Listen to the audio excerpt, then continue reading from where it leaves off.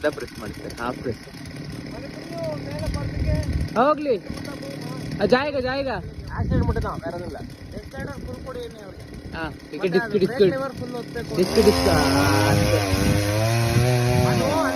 ಅದು ಪೂರ್ತಿ ಒತ್ತಿದ್ರೆ ಇನ್ನೂ ಫಾಸ್ಟ್ ಆಗಿ ಹೋಗುತ್ತೆ.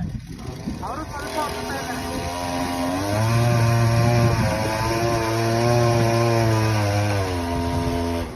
1 ಲೀಟರ್ಗೆ 100 110